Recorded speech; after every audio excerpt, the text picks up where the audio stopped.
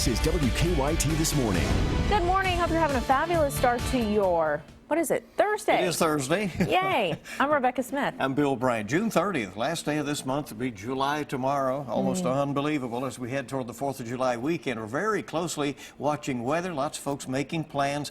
And Mike is kind of telling us how you need to do that to deal with the rain. Yeah, you know, it's Friday and Saturday. You get a small chance of rain. That's when things start to change just a bit. But Sunday, Monday, that's a different story. I'm going to show you that in your 7-day forecast in just about 5 to 10 minutes. Defender Radar Network, nothing going on. I'm going to get you up to date with what's happening right now. 50s, couple of 60s, but man, is it a good feel outside early this morning. By the afternoon, still extremely pleasant at 82 degrees. Humidity still down, and we are still dry. But like I said, Friday, tomorrow is when things start to change just a bit. I'm going to show you when you can expect that rain and how you're going to plan around these storms coming up. Thank you, Mike. In the news and new this morning, a man is dead and a sheriff's deputy is on leave after a shooting in Knox County. This happened last night on Kentucky 223 east of Barberville. State police say the man was accused of kidnapping a child. WKYT's Mark Barber is at the live desk with the latest on this. Good morning, Rebecca. The man was shot and killed because state police say he was attacking a deputy and a constable. Now we have video of this shooting scene coming into our newsroom right now, and we'll have that for you coming up just a little later on WKYT This Morning. But first, let's take a look at the map of where this happened. The man who was shot to death, he has been identified as 30-year-old Jesse Mills. State police say law enforcement officials were looking for the Flatlick man because someone called 911 last night asking for help, telling dispatchers the intoxicated man had kidnapped a child. The reported abduction was in the Moore Creek area that you're taking a look at right there. When the deputy and the constable found Mills a little more than an hour later, he was a couple miles away, walking with the child on Highway 223. State police say Mills started attacking the deputy and the constable, so the deputy pulled his gun and shot the 30-year-old. The law enforcement officials are scraped and bruised, but they are okay. That child is also okay, and this morning they're back home with their family. Now, following protocol, the deputy has been placed on administrative leave while state police continue to investigate the fatal shooting. Now, coming up on the next half hour of WKYT News, again, we will take a look for the first time this morning at that shooting scene. We are also going to have an interview with state troopers. From the live desk, Mark Barber, WKYT. Obviously a dramatic scene and lots of questions yet to be answered there in Knox County. Well, authorities in Turkey are reviewing video and interviewing witnesses to help identify 3 suicide bombers who carried out an awful attack Tuesday at Istanbul's main airport. Turkish investigators say the attackers arrived together moments before detonating themselves in separate locations. At least 42 people were killed. Hundreds others have been injured and wounded. Jonathan Vigliotti has the latest from Istanbul. This image, released by Turkish media, appears to show one of the 3 suicide bombers up close at the airport, oddly wearing a coat despite the summer heat. Turkish officials say the group arrived at their target by taxi, but the taxi driver, who was recently interviewed, reportedly says he didn't recognize what language they were speaking. Moments later, their actions would speak loud and clear. After running into trouble getting inside the terminal, Turkish authorities say one of the men blew himself up at the entrance of the airport, another in the arrival area, while a third blast occurred upstairs. The despicable attack at Istanbul's international airport yesterday certainly bears the hallmarks of ISIL's depravity. Turkey has played a key role in the U.S.-led military coalition against ISIS in Iraq and Syria. Speaking in Canada, President Obama reaffirmed the U.S.'s goal to defeat the terror group. We will not rest until we have dismantled these networks of hate. As relatives of the victims begin to lay their loved ones to rest, Turkey's prime minister is calling for national unity to combat terror. Jonathan Vigliotti, CBS News, Istanbul, Turkey. ISIS rarely claims responsibility for attacks carried out against Turkey. DNA tests on the attackers are now underway. Well, we are tracking a crime alert in Lexington. Another gas station robbery has happened overnight. WKYT's Michelle Chamberlain at our alert desk with details on that. Michelle. Bill, this speedway that was robbed this morning is the same one that was hit during a rash of robberies 2 days ago. This time, police say a man, likely in his 40s, walked into the speedway on Winchester Road near 7th Street and pulled a gun on the clerk before stealing cash. During Tuesday's robberies, police think 2 men robbed 2 speedways and a Waffle House. Now, it's because of those robberies that police say they have stepped up patrols around many of the gas stations in Lexington.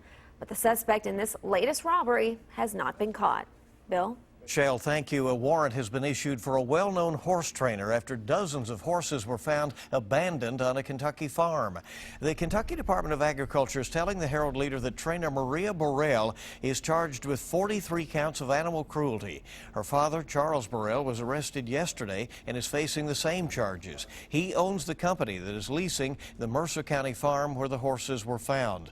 Maria Burrell trained Run Happy, who won the Twin Spires Breeders' Cup Sprint last year. The abandoned horses are now being cared for by the state. 6 of them that needed more care are at the Thoroughbred Retirement Foundation's center in Lexington. A local business owner is asking for help identifying a woman she says stole thousands of dollars worth of jewelry. Check out this surveillance video of the woman as she looks around the store in downtown Lexington. This is at the Irish Shop. That's the import store over there near Center Point. The owner, Lisa Betts, says on Tuesday evening, the woman spent about 30 minutes browsing and talking with the clerk.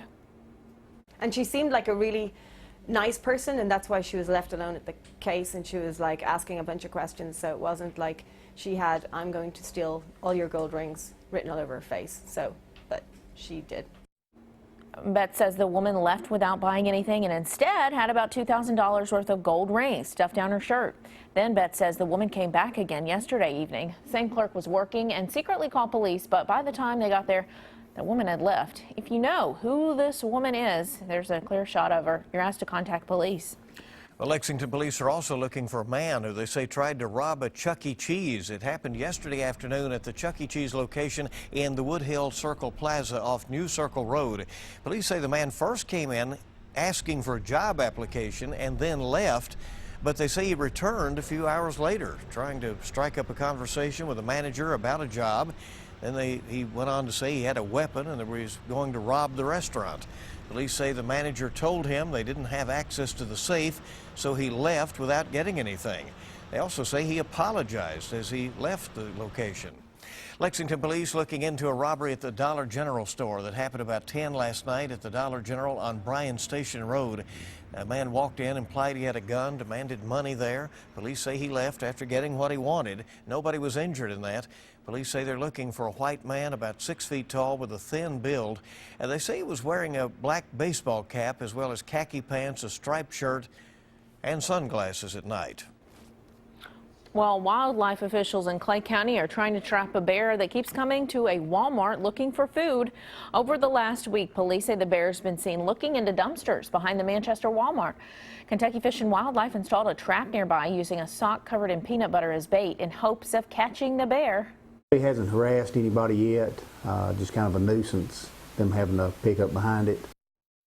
Well, if that bear is caught, Fish and Wildlife plans to take to a safe wooded area. Police warn people not to approach the bear if they see it. Point taken. Yes, good advice. Okay, WKYT this morning on your Thursday, just getting started. It's great to have you along with us at now 5:08. A woman spontaneously broke into song at the Lincoln Memorial. It's gone viral. We'll have more on that story coming up. Also, pending home sales dipped in May after months of gains. And why Miss Teen USA is doing away with a swimsuit competition. Today's money stories are still ahead. Looking at the temperatures outside, it's another awesome day in store. We get into your Friday, into your weekend. That's when things start to change. I'll explain that coming up next. Now, your zone-by-zone forecast with meteorologist Micah Harris. It's a pretty nice start to the day. Once again, we're in the 50s and 60s outside. As you're walking outside, no problems whatsoever. Walker runners, you are good to go again early this morning. It's 57 right now in the capital city in Franklin County. We're doing all right there. 59 now in Lexington, as we have now actually dropped below that 60-degree reading. And most of us will finish off in the mid to upper 50s. Now we get into your afternoon at 82 degrees. Yesterday we finished off upper 70s, lower 80s, and low humidity. We'll keep the low humidity, but add a couple of degrees today. But nonetheless, I mean, you know how it felt yesterday. It's going to be pretty much the same for today under mostly sunny skies. Any plans later on this evening, heading out to eat, shooting off early fireworks? Doesn't matter. I mean, all is well. Later on this evening and off into the night and into tomorrow morning, we're back in the upper 50s to lower 60s. So no problems the next 24 hours. It's after that that we have a few issues here and there. Friday, Saturday, those are smaller chances of rain. Talking 30–40%. Nobody's going to have a complete washout. I guarantee that. And these storms, once they pass you, there's really not another storm back behind that that's going to roll on through. So you could get a storm that'll last, what, 15–20 minutes, and that's it. So the rest of your day is just fine. I would stick to all your plans there Friday and Saturday. Sunday off into Monday, that's a different story, because then we get a system moving toward us. And that's going to give us the better opportunity of seeing rain. I would say if you're looking for some breaks in the action, Sunday is probably your best bet at that. Unfortunately, the 4th of July just looks pretty soggy. I believe both days, though, you'll still get some breaks in the action. So just keep in mind, it's not a fully wet day. Some of us will have some pretty long dry periods. But the next 7 days, now this is good news. It's not the next 1 or 2 days that you're looking at 1 to 3 inches of rain, but it's the next 7 days, which means we're spreading that out. We're spreading the wealth out throughout 7 days, throughout a work week, which is actually just beneficial rain to the yards. This is no flooding concern. This is good news for a lot of us. A lot of us are really needing that rain. Some of us not so much, but a lot of us are. So 1 to 3 inches of rain the next 7 days, we'll take that. We look through your 7-day forecast today and tomorrow. Like I said, not all that bad, and even off towards your Saturday. And I know you see the icons with the thunderstorms in it, but look at your chances of rain.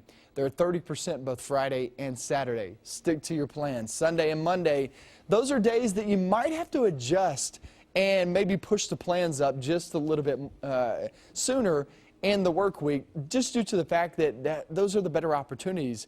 You can see some of these thunderstorms stopping by, rolling right over your house if you're trying to plan on some of these 4th of July festivities. A lot of events going on too this weekend. Just keep in mind that you will have Sunday and Monday the best chance of some rain at about 60%. Obviously, not 100%, so not everybody will see rain. It's not a complete washout, but it's a pretty good chance. Solid chance you'll see some rain out of that. Could rain on our parade, It right? could, that's right. We'll see what happens. Thank you. Coming up on 5:15 right now. This new viral video is fitting for the 4th of July. It was an impromptu moment at the Lincoln Memorial in Washington, D.C. Egged on by friends, tourist Star Swain broke out in song with the Star Spangled Banner. Swain says when she first started singing, no one noticed. Oh, well, that changed. By the time she got to the ramparts, she was turning heads. Swain said she has been singing since she was a kid, but was still shaking with nervousness. Oh, the land of the free. Get it? All right. You there go. You go. The YouTube video of Swain singing the national anthem has more than 10 million views. And she says, you know, I guess she's from Tallahassee, Florida, so that's pretty awesome. Well, it really is, and as we mentioned, just what an awesome time here around Independence Day and there at the Lincoln Memorial. That'll get you going. Yeah, yeah, all right. Our time this morning coming up on 5:16. Good to have you with us. Thursday, last day of June on WKYT this morning. We've got to look at your money. Stay with us. Pending home sales dipped in May after months of gains, and why Miss Teen USA is doing away with the swimsuit competition. I'm Edward Lawrence. I'll have those stories and more coming up in your CBS Money Watch report. Kentucky mornings start here. You're watching WKYT this morning. And we're sure glad you are. Good morning again. Welcome back in. Great to have you along at 5:19. Pending home sales fall. Porsche gives Volkswagen a vote of confidence. And Miss Teen USA does away with the swimsuit competition. Edward Lawrence has the latest on your money. After 3 straight months of gains, pending home sales fell in May. The National Association of Realtors says pending home sales index lost 3.7% last month. Looking ahead, experts believe because of the Brexit decision and lower mortgage rates, home sales could be stronger by the end of the year. Wall Street continues its rebound after days of decline. The Dow picked up 284 points, while the Nasdaq gained 87. Well, Porsche has given Volkswagen a vote of confidence, saying the company still has a strong core business. Porsche owns 52% of Volkswagen. Porsche's CFO says he is convinced that VW has a long-term growth potential. Volkswagen agreed to pay up to $15.7 billion to settle with the U.S. government over its diesel emissions cheating scandal. Porsche says the scandal cost the high-end automaker over $300 million last year. Well, finally, Miss Teen USA is doing away with the swimsuit part of the competition. Instead, the 51 teens, one from each state and the District of Columbia, will be judged in athletic wear. The organization says this shift shows the importance of physical fitness. Well, that's your Money Watch. For more, log on to cbsmoneywatch.com. In New York, I'm Edward Lawrence. Bad news for renters. Many Americans may be spending too much for their housing. That's the word. More and more Americans are struggling to make rent. According to a new report by Harvard University, 21.3 million people spend 30% or more of their paychecks to cover their rent. That is a record high. Generally, finance experts suggest budgeting about 30% a month to cover housing costs. But with rent prices rising faster than wages, it's becoming harder to follow that rule. And if you're dedicating more money to rent, that means cutting back in some other places. It also makes it harder to get out of debt and save for retirement. There is a bright spot, though. Low mortgage rates are making it easier to buy or pay off a home. So maybe some other options for people in that circumstance. Good to have you along. WKYT This Morning, live on the air with you on this Thursday. Sports is up next. We get our first practice report from CoachCal.com as the new freshmen are doing quite well, apparently, after just a couple of days being together. Jamal Murray is introduced to the fans in Denver, and Andrew Luck, Indianapolis Colts quarterback, signs the richest deal in NFL history. The numbers are mind-boggling. Sports is next.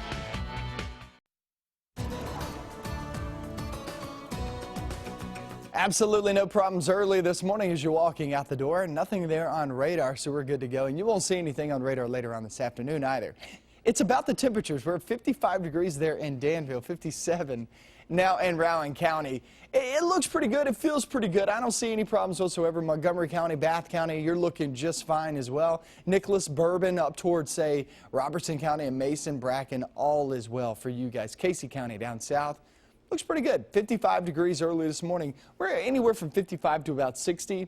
And then we slide into your afternoon 82. Another nice one in store. And humidity is still down too. So all in all, it's a good looking day. Things change the next few days off into your weekend. And I'll show you that in your full forecast just a few minutes. Let's check out sports, see what's going on.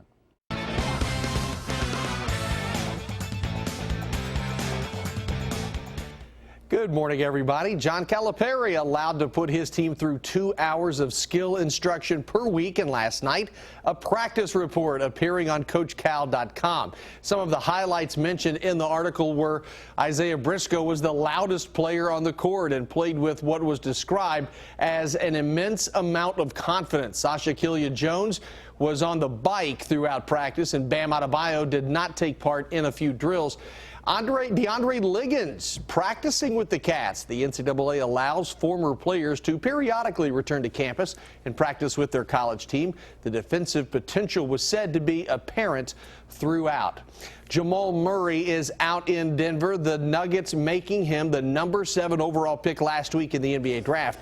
Murray introduced yesterday. The Nuggets will be counting on him for some outside shooting. The subject of kung fu and meditation before and after games came up, and he said it all goes back to his dad. My dad, he did a lot of kung fu, a lot of mental toughness, a lot of breathing techniques, and just slowing down your heart rate. Things that help you in the game, help you think slower while things happen fast, and it's helped me for all my life. From when I was a kid growing up, I've seen it work, and that's kind of become my daily lifestyle, so that's something I keep with me. We watched a lot of kung fu movies, and we'd fight a little bit. I'd win most of the time, but I never really won. He's a lot stronger than me, but no, we'd carry that on at the court, and we'd take that same competitive spirit into the game. Jamal Murray channeling his David Carradine, apparently. Colts quarterback Andrew Luck is channeling a lot of money into the bank. He has signed the richest contract in NFL history, a 6-year, $140 million deal, and the new contract includes up to $87 million guaranteed. Luck is coming off an injury-plagued 2015 season. He suffered a lacerated kidney midway through the year. That is a look at sports. Have a great day.